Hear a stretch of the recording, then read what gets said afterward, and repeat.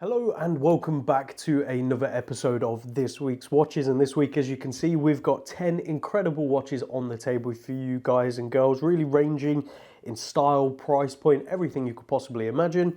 And as always, that's what we aim to achieve here at Kibble Watches every single week. And that's thanks to you guys and girls submitting your watches for sale that we're either purchasing or consigning. So I really do appreciate it. Now, as always with these videos, if you want to skip to a specific watch, let's say you're here just to see this beautiful Ming, you can do so via the description. So down in the description, every single watch here is listed. You will see a link to the website that you can view all the photos, the price, any extra details, and additional photos under points of mention. Remember, that's there. We do that for every single watch. You'll also then see a timestamp, so you can go directly to that watch to skip all my rambling, because I do talk quite a bit, so I apologize in advance for that. And now we are in February. It's definitely picking up a lot. I'm quite amazed, really. Over one weekend, I sold about 5 Rolexes, which for some people out there might not sound like a lot, but for a small one-person company like us, that's quite a lot. So thank you all very, very much. You guys and girls have definitely been enjoying the watches, and all the stock we've built up is now flying out. So thank you all very, very much. Let's keep that going. And I suspect some of these won't last long at all, because we've got some classics like a beautiful Datejust, an Explorer 1, which is only £50 over current retail, which is insane, and a beautiful Speedmaster, as well as many other things. But before we get onto those, what's on wrist? I'm wearing something that's just come back from the watchmakers. This is my gorgeous Smith's automatic jump hour. Yes, you heard that right. Smith's automatic jump hour from the 70s with this like grey smoke dial. I've had a few different Smith's jump hours over the years, and this one is one of my favourites, and one I will be hopefully keeping for a while. But as always with these kind of watches, I enjoy them, but then if I need to sell them, I will. And you can pick stuff like this up at around the £1,000 price mark. You know, which I think is really, really cool for this kind of thing. But that's what's on wrist for me. So that is that. And let's crack on with what you're here to see. And that's the watches on the table. We're going to start with a gorgeous Rolex Datejust. This is a 2009 model with the concealed clasp, which is one of my favorites, and also roulette date wheel, which again is wonderful. So let's take a closer look at that one. So starting this week off with a wonderful Rolex Datejust. This is the 36mm reference 116234 from October 2009, and as you can quite clearly see, a red date right there. Now, for those of you that know, this is what we call a roulette date wheel, and what that means is it goes from black to red. So let's demonstrate that for you real quickly as we unscrew the crown and we go that way. 1, 2, hopefully this is in focus, there you go. 3 is in red, 4 is in black, 5 is in red, 6 is in black, 7 in red, and so on, like a roulette wheel. So that's what that stands for. This is white gold fluted bezel, a beautiful sector dial in silver with nice luminova indices and hands, and a Jubilee bracelet with a concealed clasp. Now what that means is you have the Rolex coronet right there, but it's a seamless Jubilee all the way through, and the coronet is the lift up for the clasp, as you can see, beautifully done. Plain case back as you'd expect, and this is back from a light polish. As always with polishing, we request them not to go too crazy, you know, just do a light polish. If there's some scratches left, I'm not too fussed as long as not too much metal's been taken off, so this has had that treatment. October 2009 with its box and card, and inside is an automatic Rolex caliber 3135. I would say this is the perfect date just to really get into if you're wanting something modern, but not so modern. You know, 2009, it's modern era of Rolex, meaning modern technology, modern movement, modern bracelet feel, everything like that. This is pretty much the same as a new Rolex today, but you're getting something a little bit older, therefore prices typically a bit better. And as I say, I really like that roulette date wheel, and the concealed clasp I think is really beautiful. It makes it like a seamless piece of jewelry on the wrist. So let's show it on the wrist and talk dimensions. And here we go on my 7-inch wrist, absolutely gorgeous as you can see. And what you're looking at dimension wise is 36mm by 44mm lug to lug, only 11mm on the thickness, and 20mm on the lugs. As always with Datejust, these look great on leather straps as well, and this one is no exception. So go check it out on the website today. From there over to a 2023 Rolex Explorer 1. This is the 36mm, the current iteration, which is the 124270. And as I said, we're only asking £50 over current retail price for this, so absolutely incredible value. So let's take a closer look at this one. Now for the latest iteration, Rolex Explorer 1 in 36mm, as a lot of you will be well aware, they've recently discontinued the 39 and released this 36, and then shortly after released the 40mm. So right now at retail, the only two two sizes you can get are 36 and 40. And the 36mm, this one in my hand right now, is the traditional size. The 40mm, if you've got a bigger wrist and you like the bigger size, by all means, of course, go for that one. It's a great watch. But if you're after something super comfortable, looks elegant on the wrist, and has that history heritage attached to it, in my opinion, the 36 is the one you've got to go for. This is the reference 124270. It comes on its full Oyster bracelet, as a lot of you will probably know, but if not, Rolex do less links at retail now. So if you need more links, you will have to go to Rolex to get them. But this is full links from the factory. They reduced their link count. I'm sure there was science to it, as in they polled a load of customers and found that most of them were having to take links out. But again, they've narrowed all the links down from factory. It's just one of those cost-saving or money-making schemes, I guess you'd call it. But yes, this has the 5mm adjust on the bracelet right there, which you just pull out like so, and it folds back in on itself. You've got to make sure you get that nice fold. And there are adjustments on the inside with little grooves that you can move the spring bar over. It's quite fiddly, so if you need a hand doing it, let me know. And obviously your standard Rolex modern clasp, as you'd expect.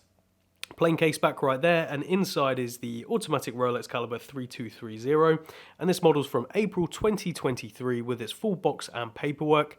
And as I say, we're only asking £50 more than retail right now, and the retail wait, depending on who you ask and which store you go to, will vary massively. I know a couple of people who have been waiting for over 2 years still for this watch, with purchase history with those places, and I sometimes hear stories of people getting them much sooner. So there'll be 1,000,001 stories, and I'm sure in the comments people are rushing to tell their story or their friend's story, or they heard on a forum somewhere. There's plenty of stories out there. What I say is go into the retail and ask yourself. You know, I went into retail recently, one of the retail stores near where I live, to inquire about an Oyster Perpetual 34 or 36mm for myself, and they basically said without any purchase history, they wouldn't even put me on the list for it. So we'll see what happens next time I go in a few months, but hey ho. So let's show this one on wrist and talk dimensions. And here we go on my 7-inch wrist. As you can see, 36mm by 43mm lug to lug, 11.5mm on the thickness, and 19mm on the lugs, so not quite 20, but there are strap options out there if you want to switch and swap. But to be honest, the Explorer, in my opinion, looks best on the bracelet. So go check it out on the website today. And now onto a gorgeous linen dial Datejust two-tone. This is a 16013 from 1985. Absolutely wonderful, paired on this nice ostrich strap, which I think really suits the tone, especially the texture of the dial as well. So let's take a closer look at that one. Now for one of my favorites in this week's drop, this is a gorgeous Rolex Datejust 36mm two-tone or steel and gold linen dial, as you can see with the gold tone linen dial and the gold indices and hands. It's just absolutely beautiful and incredibly difficult to capture, so I apologize if you're not seeing it very clearly, but hopefully some of the photos on the website do this one justice. But as always, if not, and you're able to, book an appointment and come see it for yourself in our Clerkenwell office. You've got a fluted 18 karat yellow gold crown right there, 18 karat yellow gold bezel and crown, stainless steel case, and as we flip it over, a nice screw down case back. Inside, a automatic Rolex caliber 3035. Now this watch is from circa 1985, doesn't come with any box papers or original strap. It comes paired on a, in my opinion, very nice ostrich strap. But the reality is straps matter the least in terms of leather straps. You can swap it out, choose what you wish, and have it looking great. It's 20mm at the end of the day, so nice and easy as well.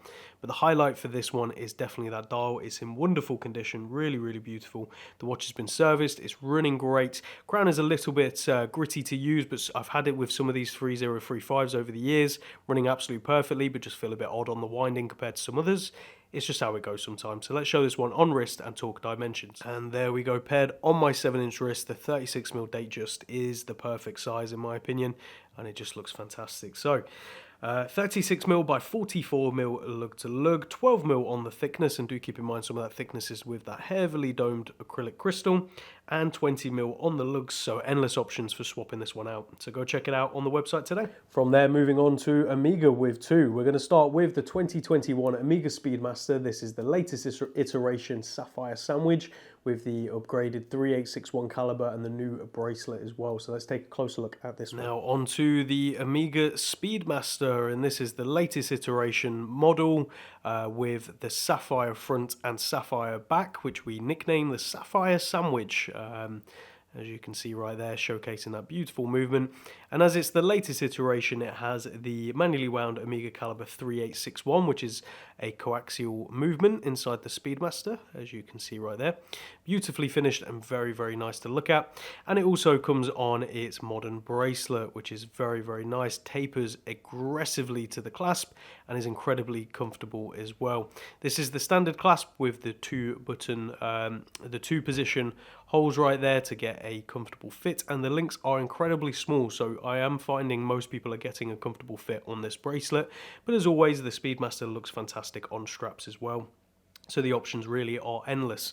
I won't bore you with a reference to this one because it's incredibly long and you can go see it on the website, but this one's August 2021 with its full box and paperwork, and it is in fantastic condition, worn but worn very, very lightly, to be honest, over those years, and ready to be enjoyed and worn extensively.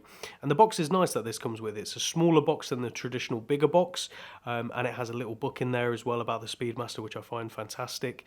And yeah, it's just overall a very nice package. It even comes with a little travel case inside the box, which the watch sits in, but it doubles up as the travel case, which is very, very nifty. So let's show it on wrist and talk dimensions. And here we go, paired on my 7-inch wrist. Very, very nice and comfortable, but then again, it's exactly what you'd expect out of the Speedmaster. I do find it wears slightly smaller on this modern bracelet compared to the generation just before this one with the thicker bracelet. So if you've got smaller wrists, this may be one to really consider, especially if you ruled the Speedmaster out on the previous reference. So try this one. This is 42mm by 47mm lug to lug, 13mm on the thickness and 20mm on the lug, so endless options for this one, and definitely swap it out to some straps. I personally love wearing Speedmasters on suede, like a brown suede, so go check this one out on the website today. From a Speedmaster to a Seamaster, and not just any old Seamaster, this is a Planet Ocean 42mm with the upgraded clasp, so the original clasp is included, in brilliant condition, not long back from an Omega service, and it's probably not been worn much at all since then, and this is box papers, everything with it. So let's take a closer look at this one. Now onto a wonderful Omega Seamaster Planet Ocean 600 meters in the 42mm with the black, which is almost like a grey bezel. It's very, very attractive, and the matte black dial, which has a slight texture, and the pops of orange I think we've all become accustomed to on the Planet Ocean range. Personally, it's got to have that little bit of pop of orange on the Planet Ocean, for me anyway, in those iconic broad arrow hands. Screw down, large screw down crown at 3 o'clock, helium escape valve at 10 o'clock, again as you'd expect in the nice twisted case. I won't bore you with the reference to this one, as always Omega like their long references, but the model is from 2016, March 2016 to be exact, and it comes with its full box and paperwork and service receipts from Omega, and it comes paired on its original bracelet, and as I mentioned in the intro to this one, it comes with the upgraded clasp. So the original clasp is in there, but this is the upgraded clasp with the push adjust on the bracelet to get that beautiful glide and perfect fit. So it's really, really nice extension. Not cheap either, these are quite costly, so to have both is great. Exhibition case back right there, showing the automatic Omega Co-Axial caliber 8500, a very reliable, well-used movement by Omega. If you're after the Planet Ocean, I would say try them on first because they're not small watches. This in 42mm I think is much more wearable for most people than some of the bigger models. But you still have that thickness there. At the end of the day, this is a true professional dive watch, so do keep that in mind, but it looks absolutely fantastic, and I can totally get away with it, in my opinion, on my 7-inch wrist, so I think a lot of you will be fine out there as well. But let's show it on wrist and talk dimensions. And here we go, on my 7-inch wrist. You certainly know you're wearing this watch. It's got some heft to it, and it's definitely on the bigger side as well, but a really attractive watch nonetheless. So 42mm by 47.5mm lug to lug, 15.5mm on the thickness, and 20mm on the lug. So quite narrow lug width considering the size, but again, there's some great strap options out there, fitted rubber straps and all sorts. Definitely worth checking out, but to me, the comfortable one is this bracelet. So go check it out on the website today. Now from there to a Tudor Black Bay 39mm. This is the steel and gold on the bracelet with the upgraded clasp. This is the Glide Adjust clasp, which is absolutely fantastic. I think they call it a T-fit clasp. They should introduce it across the board on everything, which I think they're intending to do, and really beautiful with the black dial. Retail price on this is quite high because again, you've got solid gold in there, do keep in mind, but the secondary market prices are really, really competitive, especially this one. It's got stickers still on the side, a couple of stickers here and there as well. It is worn, but very, very lightly, so you can't can't go wrong. Let's take a closer look at that one. Now onto the Tudor Black Bay 39, this time the steel and gold with the black dial. Absolutely gorgeous, and I think really suits the design of the watch for this one. Something to keep in mind is this is a big step up to the previous generations of the Black Bays, the simple ones without the bezels, which had ETA movements and the basic clasps. So something to keep in mind, this has the in-house Tudor movement, which is chronometer, and it also features the T-fit clasp, which is a big step up by Tudor, and it features the adjustable clasp right there, which you pull down and slide across where you need it to be, and so on and so on. So you can get that fit on the fly, adjust it as you go. As you can see, this watch still has a couple of stickers on it as well. So let's talk about this one. So this is the reference 79663, and this one's from May 2023 with its full box and paperwork, meaning it also comes with its manufacturer warranty. Something to keep in mind with these steel and gold models is the bezel, the crown, and the first end link are solid 18 karat gold. The rest of them are a thick gold sleeve, or gold cap, as sometimes Tudor refers to it. What it essentially means is you have a steel core with a big, thick layer of gold around it, and what this does, it reduces the price, because if this was all solid gold, the retail price would be considerably higher, but what you're left with is the same look and arguably the same resistance, because, you know, at the end of the day, you'd have to wear it a hell of a lot to wear down that gold because of the thickness of it, and it can take quite a few polishes as well. Something just to keep in mind. Along the side, you have a sticker on both sides still present, screw down crown at 3 o'clock, and inside an automatic Tudor caliber MT5602. Not a huge amount more to say on this piece. If you're after a two-tone watch, slightly bigger size with a 39mm, this is definitely one to seriously consider. So let's show on wrist and talk dimensions. And here we go on my 7-inch wrist. Very, very comfortable and good looking, especially with that black dial. I think this one's going to definitely be a favourite for some people. 39mm by 47mm lug to lug, only 12mm on the thickness and 21mm on the lugs. So definitely a little awkward on that lug length, but there are options out there.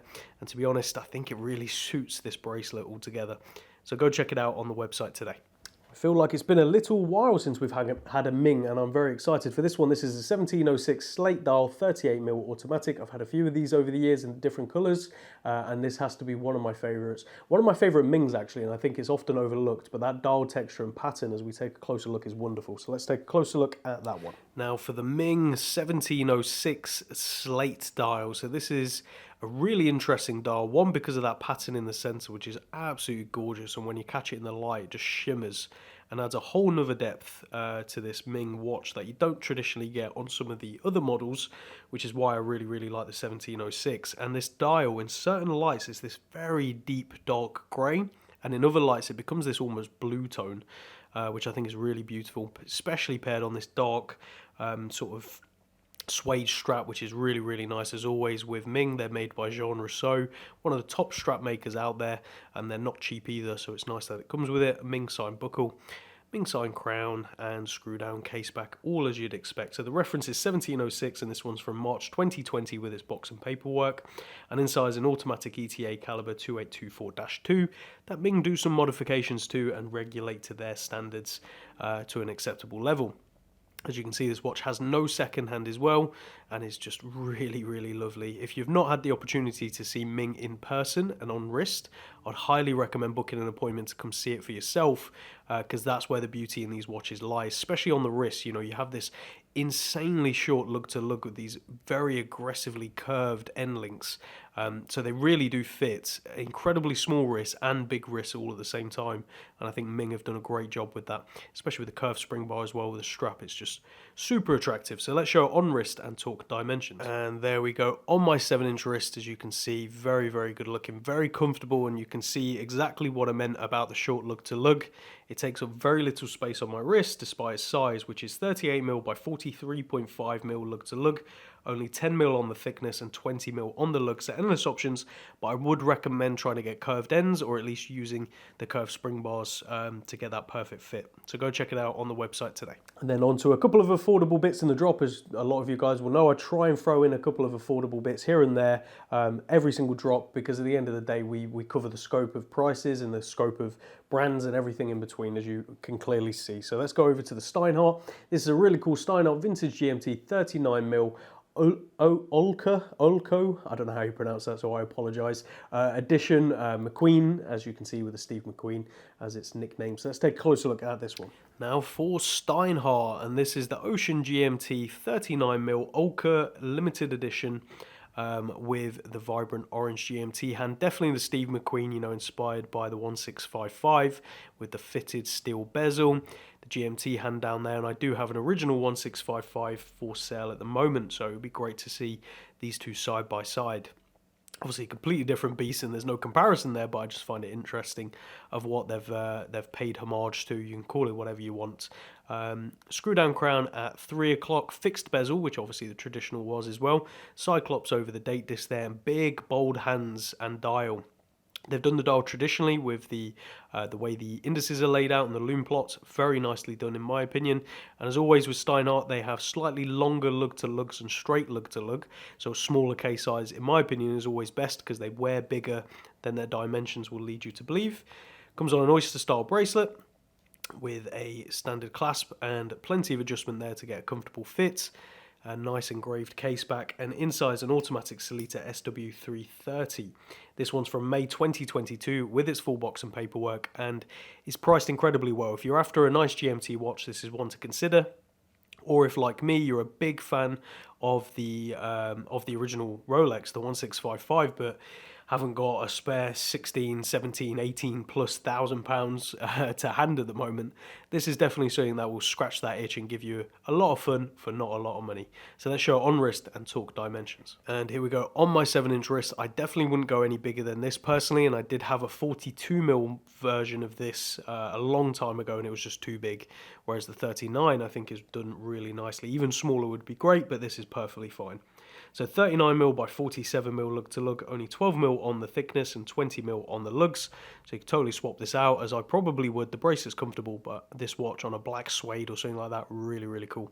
So go check it out on the website today. From there over to a main Hudson 38 MK4 Heritage Honeycomb, and this one's fully stickered, unworn, ready to go, just like buying from retail. Really, really cool watch. As a lot of you know, I've had many of the Hudsons myself, the GMTs and the standard. This is the standard, but with a really cool dial, really cool bezel, and I think this will get snapped up. So let's take a closer look at that. On to a really wonderful release by Maine. This is a gorgeous Hudson 38 MK4 Heritage with that patinaed honeycomb dial, which has a gorgeous texture, especially when you catch it in the right light. It's just wonderful, and especially at this price point, I just think there's a very few brands offering what Maine is to this quality. I just don't think there are many. You got that beautiful sort of maxi style dial indices with the applied indices of 12369, which definitely adds that nice little contrast. Beautiful hands and a nice rotating bezel with the red triangle and just the numerals around the outside in a nice typeface as well. Screw down crown at 3 o'clock, and as you can see, this watch is stickered and unused. Really nice comfortable bracelet with lots of adjustment to get a nice comfortable fit. Solid screw down case back, as you can see right there, and inside is an automatic Sellita SW200-1. So to keep in mind, this watch has no date, but it does have the ghost date position in the movement, meaning there's 2 positions still to the crown, so just keep that in mind when you're using it. And the watch is from 2023 with its box and paperwork. They show this one rested against the wrist and talk dimensions. And there we go, on my 7-inch wrist, very, very good proportions as you'd expect. At 38mm by 46mm lug to lug, only 12mm on the thickness and 20mm on the lugs. Again, this is another one I would totally encourage playing around with straps with. It's going to look good on a variety of different straps, especially with that textured dial. It's really, really wonderful. So go check out this watch on the website today. And last but by no means least, probably the funkiest watch on the table today, that is this Brew. This is a Brew Metric Automatic, limited to 500 pieces total with the black dial. Great watch, so let's take a closer look. For the Brew Metric Automatic, this is a limited edition of 500 pieces with the black dial. And you can see you've got that gorgeous faux patina throughout, and a really, really gorgeous red second hand again with that faux patina. You really can't go wrong with a model like this. I think it's absolutely wonderful. You get that 70s design but modern build quality and all that comes with it. the Brew Sign crown, which is a coffee bean, and you can see it embossed onto the dial at 12 o'clock.